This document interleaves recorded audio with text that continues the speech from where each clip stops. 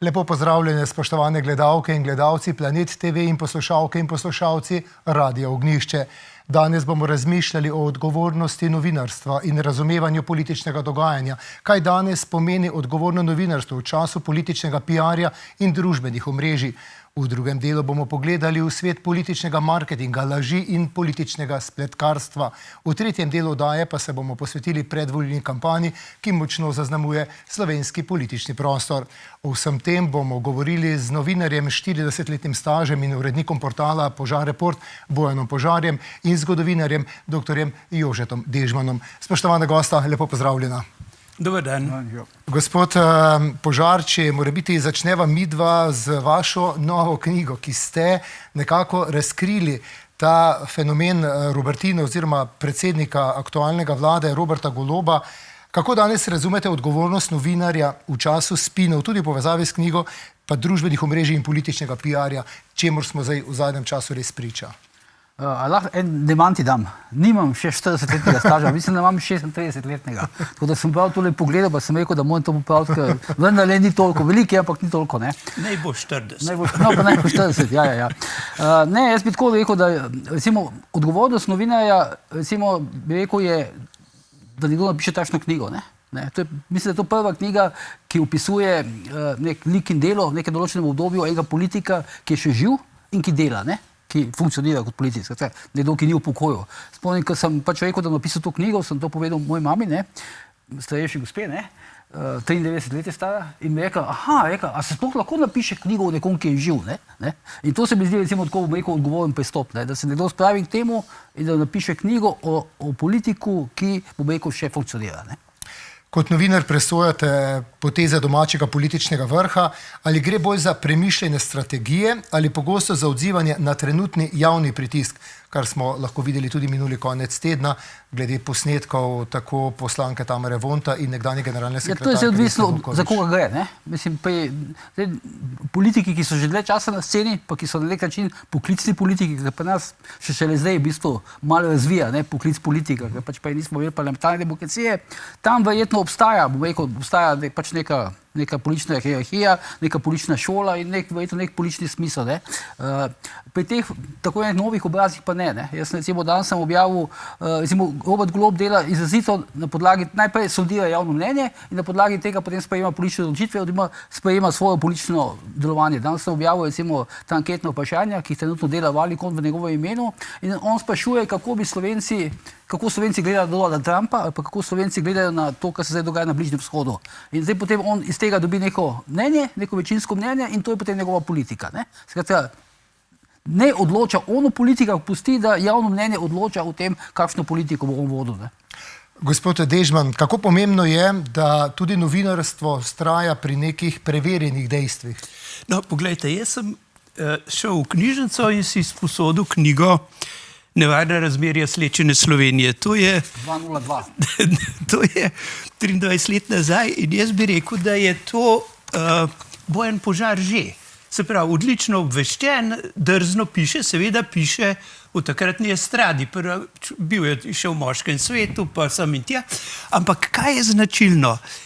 Ta knjiga je izjemno dobra ilustracija enega jet seta slovenskega takrat nazaj, ampak zanimivo je, da nekateri karakterji vztrajajo. Tukaj srečamo Jonasa Žnidaršiča, kako pretepa partnerko, kako gambla se drugira. In jaz bi vzel kot cukr pa recimo našo predsednico, kjer je pa Bojan Požar ob njenem, kako je hotela iz poroda narediti večji spektakel, in je rekla, da so se že bali, da bi utegnila Pirčeva zahtevati malodane še neposredni poraz iz ljubljanske porodnišnice. Se pravi, tukaj je slog, delo, trdo delo, dobra obveščenost je tukaj. To je Bojan Požar. In zdaj, ko pa pridemo čez nekaj let kasneje, pa kaj dobimo? Dobimo pa dejansko študijsko gradivo. Jaz sem si vzel kot zgodovinar listke, sem si beležil, kaj je tisto, kar bi veljalo v zgodovinopisju upoštevati kot pomembna dejstva. In to vaše vprašanje je bilo, kaj bo preverjalo novinarje. Novinarje bo preverjalo dejstvo, da je Bojan Požar napisal knjigo, drugi jo pa niso. In da je Bojan Požar pisal nekaj, česar drugi niso pisali. To se mi zdi, da je ena od temeljnih plasti te knjige je, to pa Bojan, mislim, da lahko ti najboljš sam poveš, da tvoji kolegi skušajo mnoge zadeve, ki jih ti odkrivaš, skušajo pospraviti nazaj pod preprogo oziroma jih prilagoditi tako, da bi čim manj škode oblastnikom naredili. In tudi v tem volumnu te knjige pravzaprav lahko rečemo, da imamo opravka, tudi če bo nekdo bral čez 300 let, bo videl na nenavadno deželo, kjer se je pojavil en čuden klukac, pravzaprav en kriminalc in nas 4 leta neusmiljeno zabaval. In jaz bi rekel, da je tisto, Alen, kar je izjemno pomembno, je, da tukaj požar kuri požare. A ne? In če vzamemo tukaj, je dejstvo prvo vprašanje ali pa prva zgodba, ki jaz mislim, da s katero se nam splača začeti, je, da je v bistvu Goloba nam spravil za vrat Bojan Požar. Bojan, se mi zdi, da je to potrebno povedati, ne? Mogoče, gospod... Ja. Se vidi, da je Jože zgodovinar in da je dosti natančno prebral. Ker tega vprašanja res na nek način, ja, to meni je bilo to učitano, ne? Večkrat tudi v nekih pogovorih, tako bomo rekel, v kakšnem kosilu in tako dalje, ne? Ampak nihče pa tega še ni javno povedal, tako kot je zdaj to Jože povedal, ja. Gospod Požar... Alen, samo to dejstvo je, da je zaradi zapisal o kriminalnih poslih, te klike, ki jo imamo še zdaj, Andreja Ribiča imamo na Darsu, takrat je poneveril in goljufal v ljubljanski elektriki, imamo gospoda Goloba, ki je si nezakonito izplačeval plače in se lagal že takrat tako neusmiljeno kot se danes. In na osnovi teh njegovih intervencij je Janez Janša napisal eno sporočilo ministru Vrtovcu, koliko časa bo še Golob frčal naokrog. Zakaj je še Golob, ne predsednik uprave GEN-I? No, ampak to hočem reči, dober novinar mora imeti rezultate. Gospod Požar, ste dobili na vse to, kar ste pisali o predsedniku vlade Robertu Golobu, z kabineta predsednika ali iz Gibanja Svoboda kakšni demanti, da kaj ne drži? Ne, to ne, ampak to mi je bilo sploh, na nek način to nisem pričakoval, no, ampak je pa zanimivo to, ne, mi dva z Igorjem Umezo sem v 2016 napisala pač neautorizirano biografijo o Melanie Trump in ko ta knjiga je šla na Amazonu v angleščini, se je oglasil pač Trump, ne, oziroma ne on osebno, ampak njegova volilna kampanja, ki je pač rekla, da v tej knjigi maguli nekih laži in podobno in se te stvari, ampak če se niso konkretno demantirali, ampak so se pa oglasili, ne. Tukaj pa Golob pač se ne oglasi, ampak kar je zanimivo je to, da ga nihče od novinarjev tudi nič ne vpraša, ne. Nihče od novinarjev ga nič ne vpraša, ne. Ampak to je tudi se ne dogaja prvič. Po tisti knjigi Melanie Trump, jaz mislim, da sem dal enih 150 intervjujev za vse svetovne medije, še v CNN sem se javil v živo in tako dalje. Nihče od slovenskih novinarjev me takrat ni ničesar vprašal o Melaniji. Ne mene, ne Igorja Umezo, mogoče sem bil enkrat, dvakrat gost pri Juriju Slaku, ampak ne konkretno zaradi knjige, ampak zaradi nekih stvari povezanih z Melanijo. Ampak nihče od slovenskih novinarjev, nikoga od slovenskih novinarjev ni zanimalo, medtem ko je vse tuje možne televizijske pač časopisne hiše, spletne portale, je vse ful zanimalo o Melaniji, pa mi dva kot avtorja te knjige. Tako da jaz nisem, lahko se znova samo čudim, ampak nisem nenavajen na tako situacijo, ne? No, jaz bi celo rekel, da je stvar hujša. Ta knjiga, ena od dragocenih plasti te knjige so neodgovorjena vprašanja. Ne? Cel kup odlično napisanih vprašanj, kjer piše spodaj čakamo na odgovore. Ne? In to pomeni, da imamo opravka z eno strategijo molka, ki je spravno Nemci, nemi ljudje, okupatorji, pač, ki si domišljajo, jaz bi rekel, to je na način mafija molči, ampak rezultat tega pa je, da so nam ne, ampak mnogim so pojedli razum, pojedli jezike, pojedli radovednost, pojedli svobodo. Zato jaz take produkte v tem času vidim kot izjemen dokument, da kljub vsemu obstaja še nekaj volje, da se ne bi da ne bi obupala. Ne?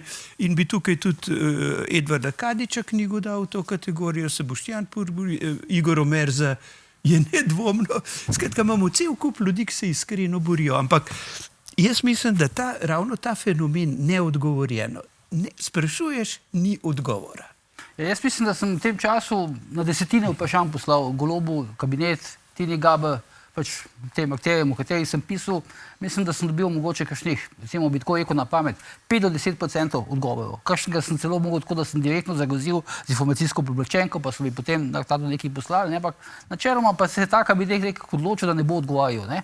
Ali niso odgovarjali, pa so čakali, potem so tvegali, da bom šel na sodišče oziroma informacijski pooblaščenki, ali so se pa zavili, da gre za neke osebne zadeve, čeprav ničesar ni tukaj osebnega, kar zadeva predsednika vlade. In tako, ampak to je tudi fajn, da je to Jože kot zgodovinar to opazil, ne. Čemu pa bi to pripisali? Ali strategiji PR-ja, ki ga je ubrala aktualna vlada? Ja, jaz mislim, da so oni, veste, kako je to tako, to so si lahko privoščili, zato ker pač imajo pokritje drugih medijev, ne. Če bi seveda vsi mediji pač pritiskali na nek odgovor Roberta Goloba, potem bi ga mogel slej ko prej dati, ne. Ampak ker je vedel, da ga drugi mediji to ne bodo spraševali, si je lahko privoščil, da recimo meni to ni odgovoril. Vse ista zgodba se recimo zdaj ponavlja s tem stanovanjem Tine Gaber, ne. To zdaj ta stvar, ki je pred dnevi šla na Pop TV-ju, je bila strogo kontrolirana, ne. To je nekaj neverjetnega, da predsednik vlade reče, da je nakup stanovanja njegove žene, ko je kupila stanovanje, ko je bila že njegova žena, ne, da je njena zasebna zadeva in on v bistvu niti točno ne ve. Ne. In neverjetno je, da mu novinarka, ki mu je to vprašanje postavljala, ga še nekaj v tej zvezi ne vpraša. To se mi zdi, no, ne vem, to je tako, da bi nek smučar pade in ga smučarski novinar ne vpraša, zakaj je padel. Ne. Približno, da on reče, jaz sem padel, vsi smo videli, da je padel, pa ga novinar ne vpraša, zakaj je padel. Ne.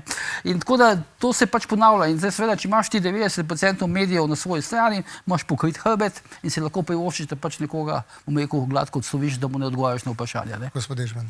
No, jaz bi rekel, da je stvar, je pa zanimiva zato, spet govorim iz perspektive, jaz sem iz svoje teme, no, iz svojih zgodovinske laži človek prepričuje, kjer je ta Golob pač hlapec Jankoviča in Kučana in je nedvomno sploh nikaj, da ne bi znal vlagati, ampak skozi knjiga je prestreljena z lažmi Golobovimi.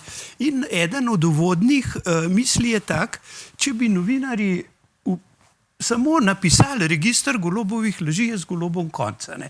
Ampak teme, ki jih pa bojo ti odpiraš, so pa strašansko intrigantne, take zdravorazumske. Naprimer, mogoče bi le kakšno besedo rekli, kaj je z Golobovim premoženjem, je eno od osnovnih vprašanj. In še prej seveda, da zgodbo povežemo, ta mit o poslovnežu. Tukaj se natančno vidi ene vrste, njegovata mama je Bavčar, Igor, potem pridemo v posojilo z Gorenjem in mimogrede smo pri skrivnostnem računu v Bolgariji, pa Romuniji, se opravičujem, pa pri Črnogorcih, pa pri Albancih. Skratka, en velikopotezen falot. Brez vsake invencije, ampak falot in lažnivc. Ampak recimo, dajmo to vprašanje. Poslovna kariera in premoženje Roberta Goloba. O tem ni bilo veliko govora, oziroma predsednik vlade niti pojasnil, ni tako v preteklosti. Sedaj se novinarji skoraj da ne ukvarjajo s tem vprašanjem. Ukolikor bi bil na tej strani predsednika vlade kdo drug, bi to bila dnevna tema pri večinskih medijih, tako pa je nekako to skrito. To je sploh, mislim, če delamo za neko primerjavo, recimo med Golobom in pa med pač trenutnim šefom opozicije Janezom Janšo, je nepojmljivo, recimo, da bi se 10% tega, kar se dogaja okoli Goloba, dogajali Janši. Se pravi, recimo, da bi pač, ne vem, bi se v tujini odkril nek račun, in od Janeza Janše in bi Janša rekel, da so mu ukradli identiteto. To bi bil, ne vem, med mediji bi bil to splošen smeh, ne vem, novinarji, cele ekipe bi šle v Bukarešto, pač kamorkoli bi se odkrili, zgodba bi se čisto drugače odvila. Recimo, verjetno za nas nepojmljivo, da bi Janša imel pač neko zasebno podjetje, ki bi trgovalo z energetiko in bi 100% svojih prihodkov ustvarilo z nekim državnim podjetjem. To so neke stvari, za katere meni po skoraj 40-letni kariere novinarske sploh ni jasno, kako je to možno, kako se je to naenkrat začelo dogajati. Še jaz nisem bil toliko pozoren, ker sem videl, da se mi je Golob na začetku parkrat zlagal, pa nisem bil toliko pozoren, sem mislil, da gre mogoče neke take, ne vem, naključne laži pa tako dalje. Ko sem šel v to malo globljo njegovo zgodovino, sem videl, da je to pač nek njegov modus operandi, čist njegov poslovni model. Ampak ni pa bil viden, ker je pač Golob vodil neko državno podjetje, ki je laufalo samo po sebi, ki je imelo pač neke ekskluzivne pogodbe. Vsak od nas bi znal voditi GEN-I, če bi imel pogodbo z Nuklearno Krško. To pogodbo je pa lahko dobil samo tako, da mu nekdo pomagal po tej politični liniji. Ne? In to pač potem ga je stvar samo od sebe in je bil skrit v nekem GDI, na Dunajski, nekaj malo v Krškem, malo v Novi Gorici in je še bil na to pozoren. Ko pa se predstavljaš na Gregorčičevo, pa naenkrat to je seveda vidimo. On v bistvu nič se ni spremenil. On je sam ti svoj poslovni model furil naprej. Ne? Torej ne gre za vrhunskega menedžerja, kot smo to slišali. Kakšnega vrhunskega? Poglejte poslovne, smo že takrat, ne vem, jaz sem pisal o tem, mislim, da je Peter Jančič pisal, eni smo pisali, vse te številke, vse to videl na ERA-ju, to so videli na bilancah, na iPesu, ampak nihče tega nekako se mi zdi takrat niti ni hotel vedeti tega, preprosto ni hotel vedeti in tako da me čudi, no, da zdaj tam nekako ugotavljamo, da seveda ni vrhunski menedžer. Meni so pravili ministri iz njegove vlade, da ni bil sposoben niti vse vlade voditi, ne? Ker ni bil on tega navajen. On je tam vodil nek kolegi genija, ki je bilo 5-6 mandeljcev, mogoče kakšna ženska, vsi so ga poslušali, ker jim je dajal velike plače, če je dokaj mu po reku je razbil računalnik in je šla stvar naprej, ne? Ker je dvakrat me dal vrgu tiste prenosnike. Ne? In isto je bilo tukaj na sejah vlade, ne? Tam je me dal poniževal Hana, nadiral te svoje ministre, ki jih itak pripeljal v glavnem z Gena, ker smo bili že vrsto let smo bili že podrejeni in rezultat je pač takšen, kot je. Ne? Danes sem gledal, ko ima Pop TV zvečer soočenje na temo gospodarstva, sem videl, da je gospodarska zbornica dala ven nekaj teh ključnih gospodarskih podatkov in je v bistvu katastrofa. Ne? Mislim, realni podatki kažejo, da bo Slovenija drvi v gospodarsko katastrofo, pa danes večer bo Golob razlagal, da vse je super, da vse cveti, ne vem kaj še vse. Ne?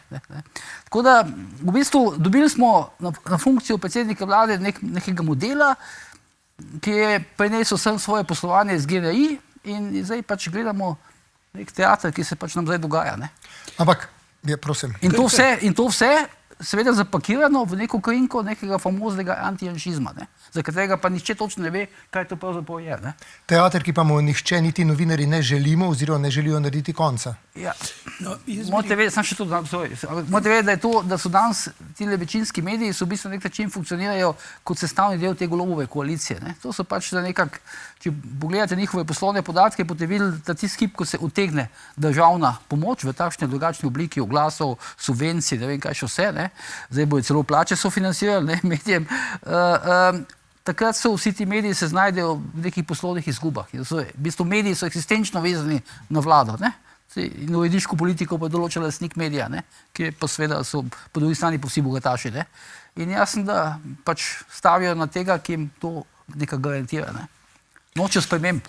No, jaz mislim, da je ta poslovni model, to, kar smo govorili, da je vse ti podatki, kjer vprašanje je 2-krat, 3-krat postavljeno v knjigi. Knjiga je javno dobro in bi človek tudi pričakoval, da bo kdo kaj pojasnil. Kje je premoženje Roberta Goloba? Uspešnega podjetnika, milijonarja po nagradah, milijonarja po obratih finančnih, ga pa nikjer ni. Boj, da kaj manj kot 200 000 na računu. Ja, to je zdaj tako, ne, one zdaj pač tam podatki, ki so nekako dostopni, so taki, da so v bistvu na nek način smešni, ne. On nima ne osebnega avtomobila, jaz govorim o teh njegovih uradnih izjavah, pa izjavah kapitica, nima ne prihrankov, piše, da ima nekaj finančnih naložb, ampak zdaj to ne veš, zdaj, kje pa kaj. Je lastnik tega podjetja, ki je bil sicer ta Salsolar, ki je bil ves čas njegov, ampak je bil pač pisan na njegovo ženo, to se je zdaj videl, nima nobene nepremičnine, razen pač zato, ker je Tina Gaber kupila, ker tukaj gre verjetno, mislim, skoro zagotovo gre za njegov denar. Tako da je to fascinantno premoženje glede na njegov življenjski stil. Zadnjič je celo izjavil, sploh nisem vedel, odkot je to pripeljal, ki je rekel, da predsednik vlade ima zaradi njegove funkcije ogromne stroške. Predsednik vlade nima nobenih stroškov nima. Niti ene kave predsednik vlade ne plača, zato ker se vsi ponujajo, tepejo, da mu bodo lahko plačali kavo. Ne?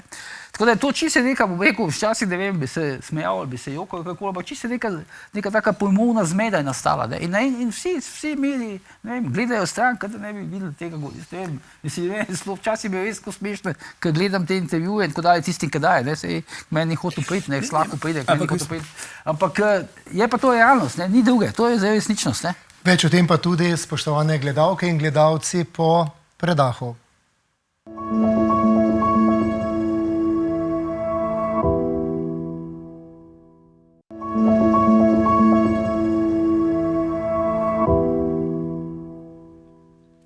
Na Planet TV in Radio Ognjišče spremljate oddajo Spoznanje več predsodek manj. Moja gosta sta dr. Jože Dežman in pa urednik portala Požar Report Bojan Požar. Laži, politični marketing in afnanje politike, o tem bomo govorili v tem drugem delu.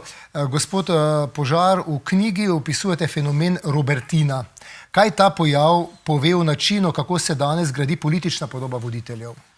Ja, zdaj bom samo to tehnično dodam, da je to poglavje je napisal Aljuš Petinač, ne. On je pač tudi avtor tega termina Robertina in zato sem mu jaz ga prosil, mu predlagal, da pač on opiše ta fenomen na malo več straneh, kot sicer to opisuje na kolumnah.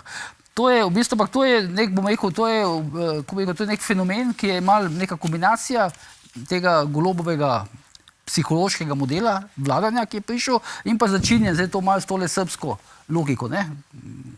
Tole estrado, show biznisom, ne, na nek način je to recimo nek kontakt, ne, prvič nekaj doživljamo v Sloveniji, nek tak, bom rekel, plastičen kontakt med politiko in recimo na nek način tem mafijo, ne, kriminalom in tako dalje. In tukaj se, bom rekel, se je vzpostavil ta fenomen Robertina. Delno zaradi Goloba, delno pa zaradi Tine Gaber pa njene zgodovine, ne. Opisujete v številnih lažeh o zavajanju predsednika vlade. Ali smo se volivci in volivke, državljanke in državljani navadili na te laži, na to zavajanje, na to leporečenje? Pa to ni več leporečenje, to so že precej brutalne laži, ne, to se zdaj že, bom rekel, zdaj se že dobesedno laže, ampak Golob je to na nek način pogruntal, ko se ga ni ustavilo pri njegovi prvi laži, recimo tistega okoli tega računa v Romuniji, takrat je pač verjetno videl, da lahko gre in je šla pa zgodba naprej. Zdaj pride pač nekaj na soočenje in se pač zlaže en kup nekih stvari, se verjetno zaradi tega predvidevam, da se ful težko z njim soočati, ker on pač reče lahko karkoli, ne, in zdaj pač ljudje neki sprejemajo, neki zamahnejo z roko, neki se malo smejijo, ampak on dejansko v tem funkcionira. Mislim, take stopnje pa take količine takih brutalnih laži, ne, kot jih je Golob prinesel ali pa kot jih je Robertina prinesla v politiko, tega doslej nismo poznali pa nas, ne. Gospod Dežman, kako gledate na to politično komunikacijo, ki pogosto temelji bolj na vtisu kot na vsebini? Veste kako, jaz moram reči, da mi imamo tukaj dejansko, jaz pišemo neostalinizmu, se pravi, da se določeni vzorci iz najtrših teh temnih časov preprosto ponavljajo. Ne? Če vzamemo Igorja Omerzo, ki tudi dobi prostor, mu daš glas, on preprosto kaže na eno zelo enostavno neumnost. Ne? Milan Kučan, v biografiji Milana Kučana ni zgodbe o tem, da je bil šef politične policije.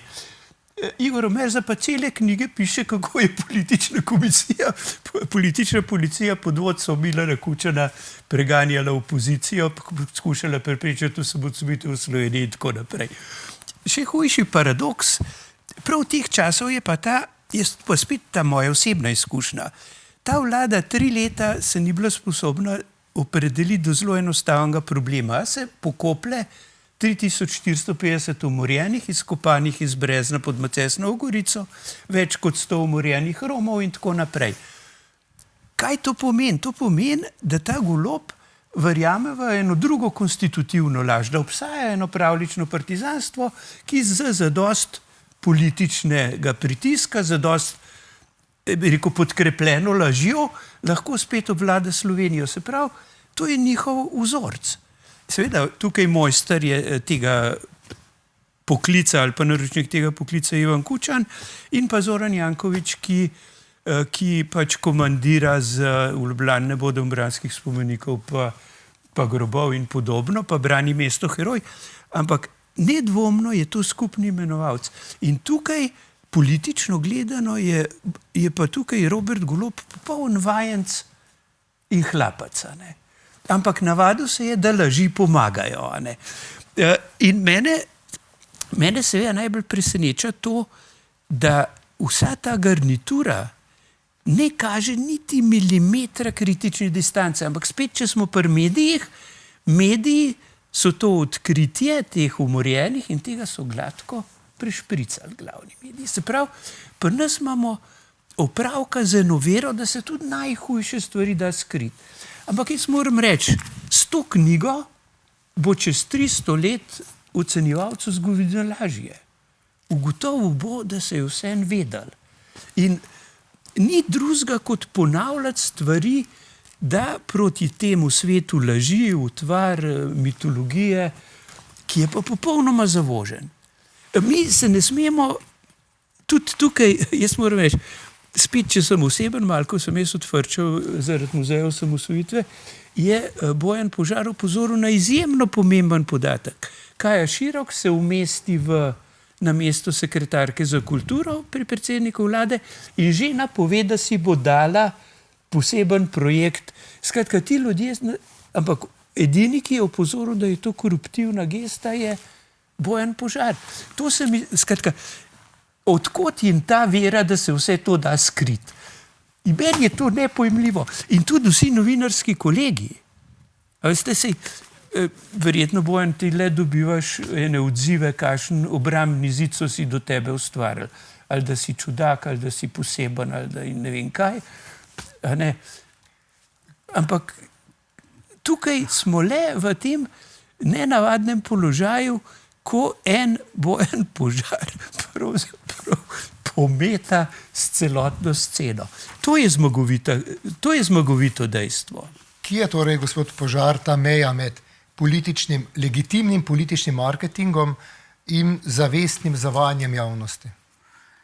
Običajno to mejo, bom rekel, sproti izpostavljajo mediji pa volivci. Zadnjo besedo imajo volivci. Če volivci ocenijo, da je šel pač legitimni politični marketing predaleč, da se je sprevrgel v neke načrte laži, potem te stvari kaznujejo pač na volitvah. Tako je običajno. Običajno, kadar ga že nek v parlamentarni demokraciji v razvitih državah, ko ga nek politik polomi, običajno že znotraj stranke naredijo neko selekcijo in ga dajo stran, odstavijo ali pa prepričajo, da mora odstopiti, zato da stranka ne bi pokasirala tega na volitvah, pa izgubila volitve in podobno. Vsega tega mehanizma, teh procesov pri nas preprosto še ni. V redkih primerih, recimo, to se je morda zgodilo, recimo, vse, kadar naredijo mediji pritisk, se pa to zgodi, to se vidi, recimo v primeru afere Litijska, ker je bil pač interes Gibanja Svobode, da malo obračuna z socialnimi demokrati, so sprožili afero, takrat je še bila Vesna Vuković in tako dalje, in končalo se tako, da so ustvarili tako močen medijski pritisk preko teh svojih medijev ali pa njihovih medijskih kanalov, da je bila potem Tanja Fajon prisiljena odstopiti. Ampak tudi samo to, ostala je pa lahko ministrica, ali pa podpredsednica vlade, že to je nek absurd. Vidite, to je nepojmljivo v tujini, da bi nek politik odstopil kot predsednik stranke zaradi afere, neke afere, recimo Litijska, in da bi hkrati ostal podpredsednik vlade in zunanji minister. Mislim, te stvari so, ne vem, kot da bi bili, to niti osnovna šola demokracije, kot da bi bili v vrtcu nekje. In te stvari običajno korigirajo volivci. Pri nas pa še nismo v tej fazi, da bi očitno, mogoče bomo zdaj, če 14 dni, ampak doslej nismo bili v tej fazi, da bi volivci na volitvah te stvari kaznovali. Zdaj bomo pa videli, kako bo. Mene prav zanima, moram reči. Ja, mislim, da je to stvar upanja na kulturno spremembo, da bo ta občutek, ki je investiran v to knjigo, pa še v kakšno, ki sem jih že omenil, da bo rodil spremembo v zeitgeistu, v senzibilnosti slovenskega volilnega telesa. Pogosto govorite o političnem afnanju. Ali je to politično afnanje rešitev, da nekdo ostane na oblasti? Zdaj, jaz sicer se ne spomnim, da bi kdaj jaz govoril o političnem afnanju. Mislim, zdaj, mogoče bi mogli bolj povedati, kaj vi razumete zdaj pod to besedo afnanje politično. Denimo vidimo sedaj predsednika vlade, nenehno sprenevedanje njega, potem pri temu servira tako njegova soproga, v bran stopijo tudi številni njegovi politični. To je pač zdaj tako, to je njegova agenda. Zdaj edina agenda je pač to, da ostane na oblasti. Vse je samo temu podrejeno. Videli smo to zdaj tako reševanje teh Slovencev, ki so pač tam obtičali v tem Dubaju ali pa v Omanu, karkoli, bilo je vse planirano, da se pride na tisti prvi avion in da potem tam pač Golob te pozdravi, da to nekako obrne v svojo volilno kampanjo. Zato tudi kabinet predsednika vlade bil pripravljen ta avion plačati in podobno. Potem smo nekateri malo na te stvari upozorili, kaj se dogaja v ozadju, pa je očitno dobil neke informacije, da bo mogoče kdo zažvižgal, bo stvar šla izpod kontrole v tistem avionu in tako dalje, pa se je odločil, da ne, in je potem čakal na prvo priložnost, da je pa zadnji avion, ko je bila stvar že bolj manj lepo tako pospravljena pod kapo in tako dalje. Tako da vse je ta agenda, vse je ta agenda, zdaj, če je to politično afnanje, ok, ampak vse je ta agenda, počnem karkoli samo, da dobim volitve, da ostanem na oblasti. Ker morate vedeti, da za pa Robertina če Golob ne bo več predsednik vlade, je to je za njih tako strahovito davec, ker si ga niti ne znamo predstavljati, mi. To ne gre samo za to, da pač zgubiš neke volitve, pa si še leta v opoziciji, pa potem znova poskušaš osvojiti oblast.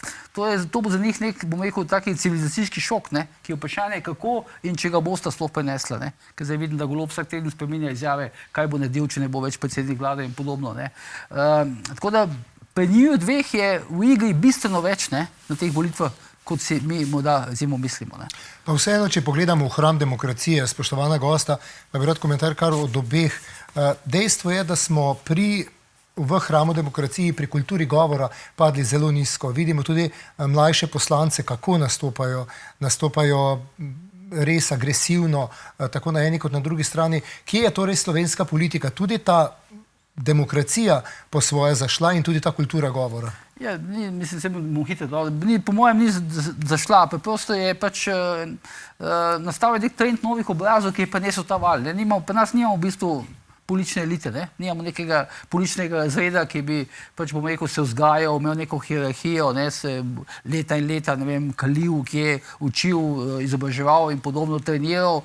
Pač imamo, zdaj, ta svoboda je pač to, ti poslanci Svobode so neka vrsta kulminacija tega. To je en kup nekih ljudi, ne samo, da niso ravno najbolj izobraženi, tudi tako, bom rekel, osebno so primitivni, vulgarni, se to ste videli. Vidite te posnetke generalne sekretarke Svobode, ki je vsak, ki jo pozna, ve, da posnetki niso izmišljeni, to je pač, ona je tako vulgarna. Potem vidimo tisto podpredsednico Svobode, iz Murske Sobote, ne morem se spomniti hip, kako se piše, kako komunicira, pa mlada punca, pa tako dalje. Vidimo predsednico Državnega zbora, jaz imam veliko pravka s temi okrajnimi sodnicami, vem približno kakšen profil človeka je to, ampak kaj takšnega, kot je Urška Klakočar Zupančič, pa redko srečaš. In vse to je zdaj pač naredilo potem z parlamenta neko tako na pol javno hišo, pod narekovaji. Veliko smo govorili tudi v preteklosti, oziroma so bili nekateri mediji kritični do nekdanjega predsednika države Boruta Pahorja in njegovih nastopov v javnosti, oziroma predvsem na Instagramu. Danes pa imamo podobno zadevo, pa te kritičnosti ni. Jaz bi rekel, da je tukaj nekaj stvari tako zanimivih, naprimer v tej deželi kar naenkrat milijon ni nič. Pa 6 milijonov za letilsko, pa 5 milijonov ali koliko za računalnike. Jaz moram reči, zame je fenomen 9 milijonov za bolnico Franjo, pa ne zato, da ta Franja ne bi bila, pač je en lep spomeniček, ampak ne moreš proti naravi. Triglav se bo podaril, tisto sotesko, pa lahko Asta še za 100 milijonov naredi ograj tam okrog. Predvsem je pa že 5-krat bila podrta. Ampak ne, 9 milijonov ni problem. Da drama ne bo zgrajena, ni problem. To je dejansko, Aljuš Pertinač piše o vrsti kraj, ki se dogajajo pod to vlado. To je kraja upanja. In ta način obnašanja je pa še ena devalvacija. Tako kot milijon ni nič, tako naenkrat. Ampak poslušajte, jaz sem šel pogledat vse predvolilne tele obljube teh kandidatov svobodnih. Pa to, ilustracija je predsednik vlade. On je rekel, da ima rajš Sočo kot morje, pa da posluša rock'n'roll. To je vse, kar je povedal. Ti ljudje so nič, iz niča so prišli in v nič bodo odšli. Naredili so pa tako štalo, kot so jo naredili. Jaz moram reči, da se ne, jaz moram reči, da spet afera Zuljan je le tudi delo Bojana Požarja, in ta je pokazala, tako kot Robertina, eno neverjetno voljo teh ljudi, da bi v politiki najdel še srečo v zasebnem življenju. To sicer ni moje delo, to je delo njih dveh, jaz sem samo opisoval, ampak prav tu se recimo vidi, en del te afere, tega ljubezenskega razmerja se je dogajal v parlamentu. To se je fizično dogajalo v parlamentu. In kako brutalno, banalno je bilo. Boj Zuljan je hodil skozi stranska vrata v parlament, zato da ga tukaj niso rabili. Veš, na tej strani, na Tomšičevi se to ne evidentira. Na tej pri glavnem hodu se pa evidentira, tam se moraš pojaviti vse te stvari. To je šlo v take banalnosti in potem se čudimo, da se je v parlamentu dogajalo to, kar se je dogajalo. Ampak okoli tega denarja bi pa tako rekel, pred 2 letoma sem se dobil z enim politikom, ki ga dolgo časa poznam, bivši politikom, zdaj lobist, ne. In sem opazil, to sem potem videl, ko sem prišel domov, sem rekel Barbari, poglej, Madonna, včasih so se ti fantje, gospodje, pogovarjali o 100 000 evrih, zdaj se pogovarjajo o milijonih. Veš, zdaj zaslužek je milijon, ni 100 000 evrov. Ne? In hkrati, ko vidiš te podatke Evropskega parlamenta, da vsako leto pri nas izgine 3,5 milijarde evrov v korupcijskih poslih. Kaj to 3,5 milijarde evrov? In smo postali na to popolnoma neobčutljivi. Mi kaj mislimo, da to ne vem, da to ni naš denar, pa to je naš denar, ne? To je naš denar, ne? Ki se izgine, spuhti, oziroma nekdo vzame, ne? Slovenija je padla po zaznavi korupcije spet. Bi glede na vse povedano pričakovali več razprave na to temo, pa tudi, a imamo tukaj tudi glede na to, ko sem prej vprašal, glede Instagram in to, kako jemljemo, ko se kdo objavlja na spletni strani, dvojna merila? Ja, dvojna merila so itak povezana z slovensko politiko. Zdaj gledam, ta kampanja, ta predvolilna kampanja buhti od teh dvojnih meril. To je nekaj neverjetnega. No. Mislim, Pahor, ki ni v politiki že nekaj let, naredi en tweet, naredi neko poslovno potezo in Nataša Pirc Musar, ki je predsednica republike, pride na intervju na nacionalno televizijo in se ukvarja z bivšim predsednikom. Ne. Robert Golob na volilni kampanji za 22 pove, da on nikoli ne bo šel na družbena omrežja in zdaj 4 leta kasneje v kampanji je ves čas samo na družbenih omrežjih. In nihče ne pomisli na te stvari, ne. Kakšen preobrat se je zgodil, kakšna las se je podala ljudem. Ne. Tako da, ne vem, jaz to samo gledam, čudim se in vidim, da Golob v bistvu piše drugi del knjige. Golobova zmaga bi bila zlata jama zate. To imaš vsako leto knjigo potem. To se strinjam, ampak Monti pa reč, da sem pa vseeno, veš, na trenutke sem pa malo zaskrbljen nad tem, ali bomo še lahko sedeli tako v studiu kot zdaj, če recimo bo ta vlada ponovila mandat. Ne. Prvič, že recimo ta zgodba s tem nepridipravom oziroma Repičem, ne, pa si sejo sveta oziroma sekretariata Sveta za nacionalno varnost, ker so prišli predlogi, da bi Svoboda je neuradno predlagala, da bi počrnili vsa omrežja, socialna omrežja v Sloveniji do volitev in tako dalje. Mi ne vemo, veste, kam lahko vsa ta stvar pripelje. To ni, to se zdaj mogoče se zdi hec in tako dalje, ampak ni, te stvari so lahko resne. Tako da je vprašanje, zdaj ima smisel, da zdaj jaz recimo si mislim, ok, super, bom lahko še napisal drugi del te knjige, hkrati pa pozabljamo, kaj se lahko s to državo zgodi, če ta ekipa obdrži oblast. Jaz mislim, da je to zelo usodno vprašanje, ker dejstvo je, da taki podobni modeli vladanja se pojavljajo tudi v inštitucijah, v nižjih ravneh, v upravi in to pomeni razkroj države. Ta samo upravljanje v najbolj brutalni obliki je... To se gre popolnoma navzdol. Jaz gledam, recimo, ker sem malo boljša, če imamo stalno Bevaliče v Ljubljani, ampak vidim, recimo, Arsenovič, ki je sicer moj znanc iz teniških klubov, teniškega kluba Belnik, ampak gledam, mislim, to mi je tako daleč, na momente še Jankovič ne gre, ne.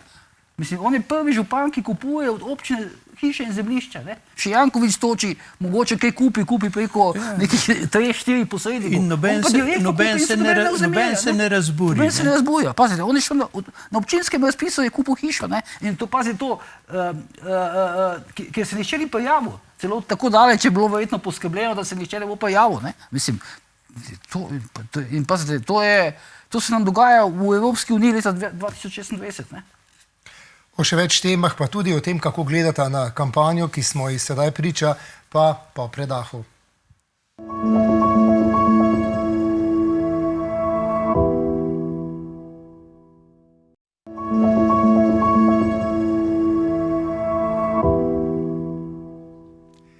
Pred nami, spoštovane gledalke Planet TV in spoštovani poslušalci Radia Ognjišče, je še zadnji del oddaje z našima današnjima gostoma, Bojanom Požarjem in pa doktorjem Jožetom Dežmanom. Spoštovana gosta, kar večji del oddaje smo namenili predsedniku vlade, dotaknili se tudi Robertine, pa mogoče še preden gremo na kampanjo, kako vse to skupaj vpliva na kampanjo ali sploh ne? Mislim, vpliva zdaj... Pričakovali bi morebiti več razprav na to temo tudi pri soočenih, da bi morebiti kdo odpiral ta neodgovorjena vprašanja, ki jih je precej. No, to jaz nisem pričakoval, da se bo to dogajalo. Tako da jaz toliko sem realen, pa upam, da smo zdaj vsi malo tako realni, da niče ni mogel pričakovati, da se bodo vprašanja iz te knjige, bom rekel, postavljala predsedniku vlade. Ne. Tudi naprej se ne bodo. Celo nekatere stvari, ki so zdaj izbruhle, recimo ti audio posnetki, ne, z generalno sekretarko tedanjo Vesno Vuković in tako dalje, ki v bistvu kaže, v bistvu potrjuje, da je na nek način del te strukture, vodilne strukture Gibanja Svobode, v bistvu neke vrste mafijska združba. Ne. Oni so šli, recimo, načrtno so kriminalizirali tisto preiskovalno komisijo. Ne. To načrt so imeli, kaj bodo s tem naredili, zlorabljali pooblastila, vse te stvari. Tukaj pač generalna sekretarka očitno ve, da neka njena ministrica Alenka Bratušek krade in podobno, ne, pa se čisto ne zgodi. Tako da, če se temu mediji, zimo, ta hip poskušajo izogniti, pa seveda vemo, da so se pripravljeni vsemu izogniti, kako se ne bi šele tej knjigi, ne.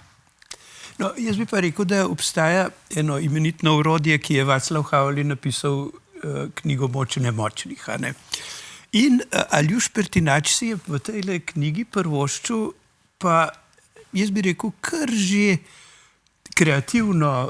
en kreativen postopek, kako razmišljati. Nedvomno smo skoraj vsi upazili, da je Tinca je malo izginila iz kampanje, da tudi Bor Zuljan, razen med mnenji slučajnimi na kakšni televiziji nastopa, ampak mogoče bi pa le mi naredili reklamo za eno novo vrsto literature, ki nam bo olajšala tele predvolilne bolečine, in bi samo en kratek citat prebral.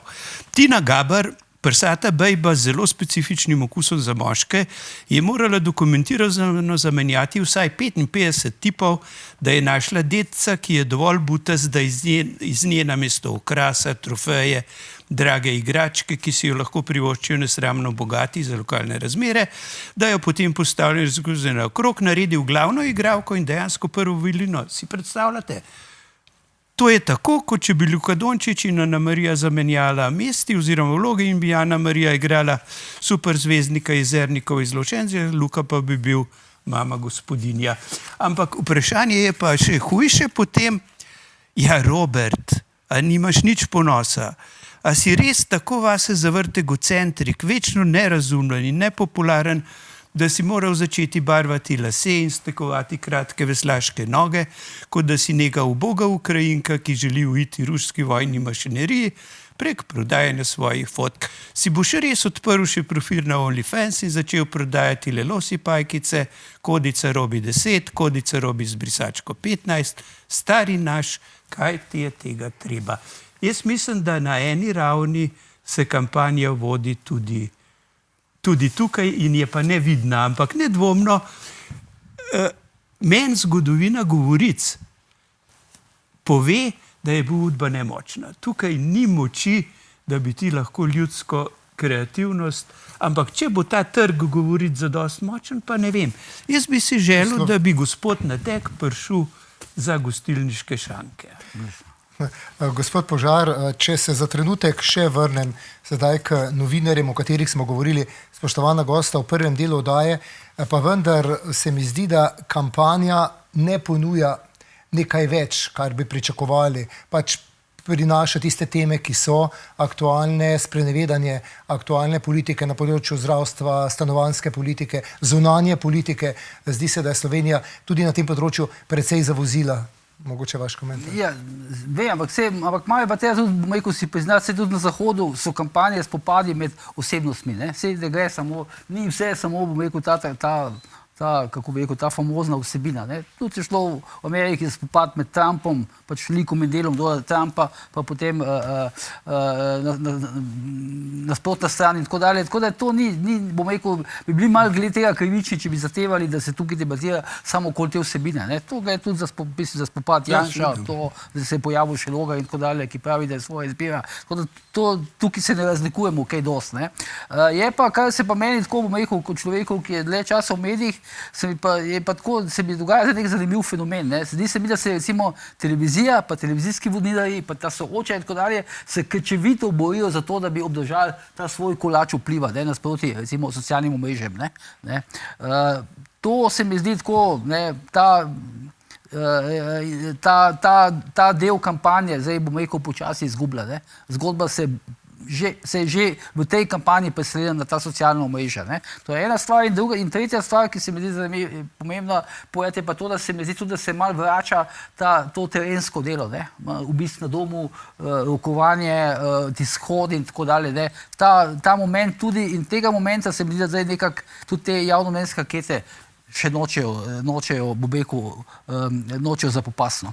Vidimo javnomnenjske ankete, ki sedaj dajejo ob bok obe stranki najmočnejši. To je čisti, to pa si upam zdaj na glas reči, da je to pa čisti fake, ki se pa dela zelo spretno.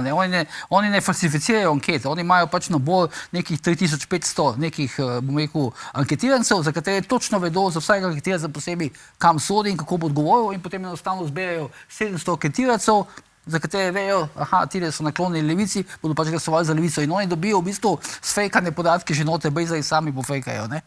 In to je zdaj čisto, te ankete so čisto v smislu volilne kampanje. Ja, ampak tole se zdi, oba elementa tukaj sta izjemno pomembna. Eno je čisto ideološka produkcija, kje se dela in kako, drugo je pa ta grassroot campaign, door to door. Jaz moram reči svoje osebne izkušnje. Mi smo, ko sem bil še v aktivni politiki, je vodstvo LDS, takrat smo imeli je prišel en gospod iz Anglije, od liberalnih demokratov in nas učil door to door, grassroot gor in dol. Pa je Gregor Golobič se srečal s parimi ljudmi, so ugotovili, da je 1,5 milijona mark zadost, da kampanjo kupaš in da ne rabiš door to door. Janez Janša dela ta hip terensko kampanjo in se mu je že malo, bomo videli, če se v to poznali. Drugo pa je, ali bodo spletni mediji politizirali mladino. Tukaj imamo le nekaj nastopajočih, zlasti te gospe na desni, malo, če rečem, je prav obetavno, in tudi jaz moram reči, da ne pridi prav, to je kljub vsemu gesta bila politične opredelitve. In zdaj, če bi pa to postalo še vsebinsko, da bi, ampak ta dežela je ideološko strašno nekultivirana. Mi imamo en kup lenobe, ki se gradi ali na osebnostih, ali na teh prazgodovinskih opredelitvah čustvenih. Če bomo to kolektivno nezavedno iz starih časov uspeli razbiti, bi mar biti ta slovenski 50-50 počas šel malo hudiču. Kar bi bilo skrajno koristno. Zdaj, recimo, ni več, bom rekel, samoumevno, da če bo visoka volilna udeležba, da bo to pomenilo boljše zdaj za levico. Daleč od tega. To zdaj tokrat ni več tako, se mi zdi. Zato tudi vlada na tej strani tradicijske levice taka, bom rekel, izjemna živčnost, to se vidi po teh medijskih odzivih in vseh teh zgodbah. Tako da nekatere take, bom rekel, te stare sheme, se mi zdi, da se tokrat prvič, tako bom rekel, rušijo. Ja, no in zdaj bomo videli, ali je politično delo še kaj vredno. Ker jaz moram reči, da v knjigi je večkrat povedano, tudi se si zadnje čase tudi ponovil, predsednik vlade je lenuh, dela ene par ur na dan, če na dopustu je večino časa in ni dosegljiv čez vikende in podobno. Ta vlada ne dela čez vikende, zdaj kampanja, pa ta vlada ne dela čez vikende. Ampak se pravi, to je vlada lenuhov. Ali bo politično delo v smislu kreacije, v smislu odgovornega načrtovanja projektov, njihovega korektnega izvajanja in tako naprej, bo spet postalo vrlina ali ne. To so velika vprašanja. Bi pa rekel, po tej prvi vtis, zdaj se ne vem, koliko se je spremenil, vsi se precej utipavajo, vsi gamblajo malo, ampak jaz upam, da bo pa se pa le nekaj par stvari pokazalo. Ja, tako je, zdaj bom rekel, tako je napeto, zdaj se te stare sheme se rušijo, ta desna sredina naenkrat se ji kaže, da bi lahko dobila večino in nihče ne upa kaj dosti ne tvega, da teh soočnih, ker ena napaka lahko, bom rekel, zgodbo popolnoma zaruši. Tako da jaz recimo, da teh soočnih kaj dosti ne pričakujem več. No, ampak je pa ta spletna scena, to je pa fino. Ja, ampak ne gre za spletne medije samo, gre tudi za ta druga omrežja. Ampak jaz upam, da, ker jaz bi tako rekel, kar se moje te zgodovinske scene tiče, bi rekel, da vskljub vsemu zdaj že vrsto let je ta kritični del zavesti, da se pravi, da tista partijska mitologija, se pravi mitomanija, laži, tabuji, gre v franže. In to je že dolga leta. Na spletni sceni je to popolna prevlada. Tega zdrave pameti, razumem, tudi malo pretiravanja. In zdaj bomo videli, če bo to postalo še kreacija politične odločitve, volilne odločitve. Ali lahko v zadnjem tednu kampanje pričakujemo kakšna presenečenja tudi v stilu, da se kdo umakne, kot se je pred volitvami pred 4 leti predsednik vlade, ki je nastopal doma iz fotelja? Dobro, zdaj to, če bi se pri njemu to ponovilo, delno mogoče se je ponovilo, no, zdaj dan, dva, tri ga nenavadno ni bilo, ne, menda je imel neke težave, psihofizične narave pa tako dalje, ampak pri nas, mislim, jaz sem se naučil, da vse se lahko zgodi, ne? Nič ni takega, da se ne bi moglo še kaj zgoditi. No. Pri nas je dobesedno vse možno, ampak v tem, ko se zgodi, vidiš, da tudi ni to neko posebno naključje, ampak da je stvar, bom rekel, bila nekako pričakovana in planirana. Zdravstveno vprašanje Roberta Goloba so čisto resna zadeva. On je nenavadno veliko poškodovan. Ja. Ali je to posledica prevelike... Imajo po mojem tudi posledica stresa in prehrane, ne? Ja, ali pa on je prišel na neko prehrano, ali pa partnerka s posebnimi zahtevami. To je zdaj vprašanje, ampak rekel bi... Zanimivo pa je, se je predsednik vlade. In tudi do njegove Pleše in Kodrčkova. Spoštovana gosta, mora biti samo vajin nasvet volivkam in volivcem, poslušalkam, poslušalcem in gledalcem, kaj naj bodo v teh ključnih dneh pred volitvami, pred 22. marcem pozorni. Na kaj, gospod Bojan Požar? Ja, predvsem mislim, da morajo biti pozorni, morajo zelo pozorno poslušati politike, kaj govorijo. To je, mislim, da Janez Šuštaršič je že pred 3 leti rekel, da on pač ve, zakaj se gre, ker posluša Goloba, da ga dejansko posluša. In ljudje treba poslušati in potem je treba iti na volišče pa glasovati predvsem z razumom, ne za nekimi čustvi. Ker te politiki hitro peljejo že nekaj čez vodo. Doktor Jože Dešman. Se samo lahko strinjam in upam, da se bo to tudi zgodilo. Tega si želimo tudi mi, seveda bomo to komentirali že takoj v naslednjih oddajah. Za danes je bilo to vse. Želimo vse dobro.